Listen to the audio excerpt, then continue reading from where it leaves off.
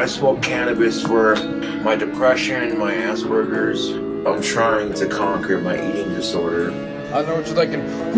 Fucking like, like some like, I don't know, like, fucking like, like some like, fucking, fucking like. Radio Free Innsmouth, episode 182. This week, we had to do a bit of title fudgery again, kind of like back on the German RAC episode. You might have noticed this episode's called episode 182 B.F.G. 우리 친구 아이가. Right, when I say B.F.G, what the hell are most of you going to be thinking about? I know what you're thinking.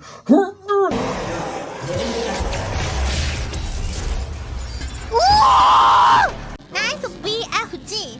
Thank you. You know, the big gun from Doom. But those of you out there that are probably a little bit more familiar with RAC, when you see the letters BFG, you're thinking of something completely different. Perhaps my thumbnail illustrated it well. I actually haven't drawn it yet at the time of this recording. But yeah, no, this week we're talking about Bound for Glory. Perhaps like the biggest American rock against communism act. Ed Wolbank started the band way back in 1989, and by 1990, he had gotten Joel Howitzer on vocals, and those guys have been pretty consistent in the band since. They've been putting out full-length albums. They got another guy, Wayne Peliquin, that's been playing bass for a decent-sized chunk of their career, and then like a whole fuckload of different drummers have come and gone. But the solid core of Ed and Joel has been there since the late 80s, so you would think, well, there probably hasn't been that many style changes. Little do you know, that is exactly the opposite of the case, and that is why I feel like this is an interesting band to do a retrospective on. So they started out sounding pretty punk. What kind of garbage is that? Oops, my anarchy symbol. But even on their very early albums, when they were much closer to a punk-style RAC band, they had a healthy amount of metal influence. Like shit, dude, the first track on what I would consider to be their best early album, Over the Top, it's got this big, wacky, like, tapping-style Eddie Van Halen, AC/DC Thunderstruck solo. You're not going to hear a lot of those in too many, like, heavily punk-influenced RAC bands at the time period or even today. These guys have a healthy metal influence going right from the get-go. With some very hard rock riffs. Hitting you right in the face. Some nice drums. You know, percussive, very arena rock type stuff. And, oh, Jesus. 아, 이거는 못 고르지. No, it's fine. They're just saying hi. You know, like, hi, how you doing? Totally actually what's going on here. Nothing else. Please don't ban me from your platform. There's also a healthy amount of folk influence, which is pretty common to RAC, but they're going to do some wacky stuff with it that makes it much more decidedly metallic than a lot of their brethren.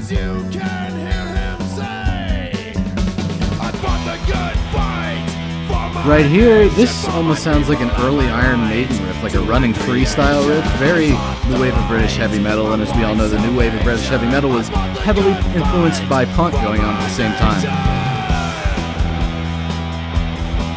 So it makes sense that through convergent evolution, they would reach a very metallic way of doing things. These guys are pretty metal right from the start, even back in their punk days. Watch this part. This part I just included because it reminds me almost of like Isengard. I read an interview with Ed where he said that a lot of pretty big bands were heavily influenced by Bound for Glory and were big fans of their music. So maybe, you know, our boy... Yes, it's Fenris. Talking about N-word was one of these mystery fans. But as I intimated earlier, these guys didn't stick to that very punk-influenced style for very long. And I actually have a bit of a conspiracy about the band Bound for Glory that some of you may find interesting. So, their big radical style change was in 1996. They put out an album called Behold the Iron Cross, and this album was very much... Well, obviously it's a lot heavier, but in the space in between these tremolo riffs like this, you might be able to hear some intimations of something that was not very normal for 90s metal in general, much less any kind of like punk rock stuff. That's right, you're about to find out the ultimate truth that the original Thrash revival band back in 1996 was Bound for Glory. Okay, these guys brought back thrash metal way the fuck before anybody else did. And it's interesting because they started out as like this punk band, and they were slowly mixing more and more metal into their sound until they became a thrash metal band. So they sort of like redid the whole crossover thrash evolution of BRI in the 90s when nobody else was doing anything like that, at least as far as like bands picking up thrash and then running with it, putting out actual thrash, not funk thrash, not groove fucking whatever metal, not like Pantera sort of half thrash shit. No, this was like actual thrash metal, and big metal doesn't want you to know about it. That's my conspiracy theory. These guys are the original bring back thrash band way back in 1996. Hell, Joel's vocals even sound like a deeper voiced version of Bobby Blitz from Overkill. But Overkill weren't playing thrash in the mid-90s. They were doing whatever the hell that Killing Kind album was. This was like authentic thrash metal, and I think that's important. And these guys don't get any credit for the fact that they were like the original thrash revival band. But that wasn't all that's going on in this album. If you own this album, you look at the back, you might notice that a lot of these songs have very long run times. There is quite a bit of like epic songwriting on this with a lot of layered parts, inclusion of acoustic guitars. They might take a melody and like really transform it a lot over the song. It's all been the same melody since that acoustic guitar started. They're just sort of like adding and subtracting elements to change it. This is my favorite song on the album, the title track, by the way. But there's another interesting part coming up here, betraying some influence from other genres of metal. Can you tell what's going on here? 안 골라 이건 포기 패스. Well, yeah, obviously it's a melodic riff composed in harmonic minor. But does it remind you of any bands in particular? Maybe bands outside the thrash sphere?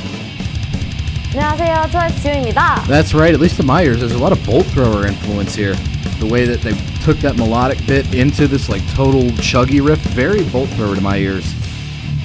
And then back into the thrash, of course. This is a sort of a concept song about the Battle of Stalingrad. Most of the lyrics on this album are historical in nature or else deal with like kind of personal struggles and stories, which is pretty normal for most RAC bands. What's not normal is how fucking hard these guys hit with the thrash metal, dude. Not normal from 1996, not normal from now. This is better than like most new thrash I've heard. And it stands up well against the classics of the 80s. See, you hear what I mean? Like, that sounds like Bobby Blitz to me, and I'm not complaining. Very well produced for such an underground album. Big full drums, nice crunchy guitar sound. And then here's that new wave of British heavy metal influence back with this ascending melodic riff, but they mix it with these thrash metal gang shouts. Interesting stuff, going back into the more bolt throwery style of metal. Maybe I'm crazy. I don't think I am, though. We're gonna put a pin in the idea of there being a hefty amount of bolt thrower influence on these guys for later in this episode, or if it runs too long, maybe in a subsequent episode, because that'll be very important in the early to mid 2000s for another Ed project. The first Bound for Glory album I ever heard was actually Hate Train Rolling, which is a very interesting album that has a lot of variety to it. And this one, if you aren't already convinced by the thrashing going on Behold the Iron Cross, this one cements the deal that these guys are definitely playing 100% thrash metal quite a bit of the time. Albeit a variety of thrash heavily influenced by their Rock Against Communism priors, which makes for some unique sort of like punkish style thrash riffs like this. So watch what this shit's gonna lead into. After this little kind of pre-chorus bit here, of course. Nasty fucking double bass on this album too, fast drumming. There's some more punk stuff, but it's also like halfway into being thrash. It's an interesting style, you know? I haven't heard too much that sounds like this. And here we go. This is a total Germanic thrash break. It's even got weird guitar noises, just like Sodom, dude. Wow. You might think I'm nuts saying that this is heavily Sodom influenced. Well, you know what? I'm gonna blow your fucking mind here, because check this out from 1986. 분기반장을 잘할 수 있어. I mean, 1987. Please don't take away my thrash metal card. This right here, the first track off of Persecution Mania, Nuclear Winter. Everybody knows this song, right? And watch how they go into the break once we get through the fast riffs, just like on that fucking Bound for Glory song I just played. Huh? I mean, instead of weird guitar noise, they have weird bass noise, but it's a very similarly structured song just in general, alright? I'm pretty sure Ed is a big fan of German thrash metal, particularly Sodom, at least in the case of the song I played for you a while back, but that's not all that's going on in this album. We got some real weird shit. The song Better Off Dead has this almost like stoner kind of bluesy vibe to it, which is an interesting choice given that this is a song sort of like warning people away from substance abuse, so it takes on sort of a mocking tone in that regard. I think he's actually using a slide on a guitar in a thrash metal song, which is highly unusual. I don't know if I've ever heard that outside of like X-Hoarder. Look at these bluesy solos. That's good stuff. That's another thing I like about Bound for Glory is they got really solid lead guitar, which is important, especially for a thrash metal band, to offset the heavy riffs. And this part right here, this is like total crossover thrash, almost like SOD or something. Big fan of this.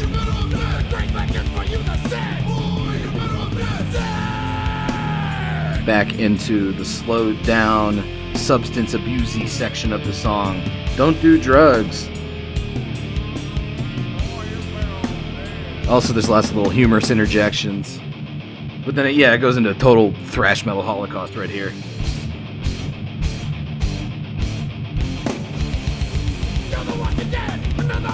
Or rather, total like crossover thrash metal holocaust. Very DRI, suicidal tendencies. I don't know, it's interesting stuff. And it has gang shouts. You have to have like gang shouts. So yeah, there's lots of weird stuff going on in this album. Look at that fucking blast beat. Into a weird blues solo. Really strange album. In fact, there's so much going on with this album. There's so much variety. I feel like I need to break down a few techniques that these guys have adopted into their repertoire for this release. First off, we have a decent amount of this very Maiden-ish, epic, sort of like new wave of British heavy metal bouncy style riff. Very Eye of the Tiger bass line. In this song, we will also have heavy D-beat based groove riffs. Not that much unlike you might hear in something in Entomb. So we got plenty of that. And we also have that very rolling sort of Burzum ambient drum beat that's an effective backdrop to put very long and winding melodic riffs over. That's going to be an important thing on this album. And we have melodic tremolo riffs that rather idiosyncratically utilize a lot of palm muting, like you'd hear in this Rotting Christ song, or just kind of all over a lot of Greek black metal. Very interesting style that you don't hear that often. Palm muting with a melodic tremolo picked riff. Weird stuff, man. Who knows why things happen the way they happen in your life? So how do you utilize all those disparate techniques in one song? Let's find out. So this one starts out with some heavy melodic riffs, always appreciated by yours truly. And you can tell that it's definitely building up into something. That's a total build-up riff, leading into that Iron Maiden technique I mentioned earlier. Very new wave of British heavy metal, which has kind of been a common theme for these guys. You could also maybe compare this to some of the stuff from Viking-era Bathory, or maybe even fucking Manowar, dude. And the Manowar dial is going to be turned up substantially right about now. Look at that, total drinking horn, mead swilling, epic heavy metal, Tales of Battle type stuff. And then there's the melodic tremolo bit, but with the Burzum drum beat under it. Interesting combination of techniques. I don't think I've ever heard anybody else do this specific combination, and I find it very interesting. And then here's the bouncy sort of like Entomb groove riff. They're going to like alternate between these two styles throughout the song. Very interesting stuff. Also, he's got a lot of cool stuff he says in the lyrics. Probably wouldn't endear you at the Thanksgiving dinner table with the rest of your liberal family, but whatever. Here's more of that melodic sort of Rotting Christ riff with a Burzum drum beat under it. So there's a lot of cool techniques being utilized here. 1999, the year this album came out, was a big one for Bound for Glory because they actually put out 2 albums pretty much back to back. The second album that got put out is actually probably my current favorite album from them. They got a lot of good albums. Not an album I would suggest starting out with, though. If you're going to get one album to start out with, either do Behold the Iron Cross or Hate Train Rolling. Like, those are the more standard thrash metal type albums. But this one, Last Act of Defiance, is my personal favorite of the discography. Like this week. It's been changing on and off ever since I started doing research for this episode. This one's sort of like the more laid back, not really progressive, but certainly more emotional counterpart to Hate Train Rolling, which is all about, Oh man, hate.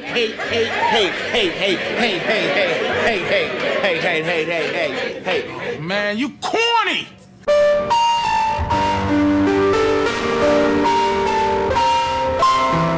I mean, you there.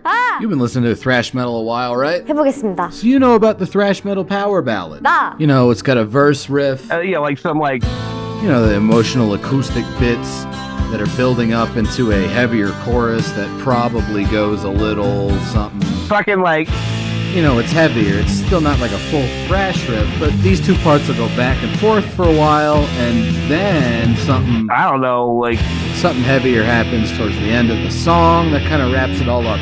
We've all heard fucking songs like this before. There's tons of them. Yeah, buddy. What if I were to tell you that Bound for Glory takes that sort of basic structural idea and completely inverts it, changes it around, makes it their own thing? Watch and learn, nerds! This song is my favorite Bound for Glory song. It's called Black September, and it starts out with the acoustic bit like you'd expect from the thrash metal ballad about suicide. But once you get into the heavy parts, that's when it starts getting wacky, because they keep that same melody from the lighter part, they double it up with the lead guitar, and then they have the thrash metal parts under it. It's all based around that same acoustic melody, so there's not like a 1-2 division between the two parts like you would usually expect. Nice counterpoint riff to that right there. This is also interesting lyrically, because instead of it being from the point of view of like someone that's thinking of ending their life, it's about, you know, so many fallen. It's sort of like a pain, you know, like a grief for other people he's known that have killed themselves. So it's collectivist instead of individualist. Interesting inversion. Also, this riff right here is really cool because it's like a heavy counterpart to that initial acoustic bit. It still slots in nicely with that melody, but it's like very heavy. They keep like the whole thing going. It's not sort of like an on and off switch between ballady part and heavy part. And that in a macrocosm, 언니는 앞머리 있는 게 좋아 내가? or a microcosm, or really shows why I think Bound for Glory are a really cool band. They're very inventive songwriters. They can take influence from a whole lot of different genres. The interviews I found with Ed, he was talking about listening to all this like classical music and stuff, and then people were like, hey, what was like a new album you enjoyed a lot? You think he's gonna say some other RAC band, but he's like, you know, I really like that new Accept album that came out. He's got all these wacky influences coming into his guitar playing, and he knows how to take that and make some really unique stuff with his own creativity. That's why you should listen to Bound for Glory. After the 1-2 punch of Hate Train Rollin' and Last Act of Defiance came out, there weren't any Bound for Glory full lengths until the 2010s, but none of the guys involved in this band stopped. They had other bands going. I hesitate to even call them side projects because a lot of them were so well done that it's just like these are like the other main bands these guys are doing. They all have multiple albums and they're fucking cool. And that's what we're going to be covering next week, is the other bands the Bound for Glory guys are involved in. So get excited for that. And this is the kind of crap that my trolls do to fuck with me because they're jealous of my dark powers.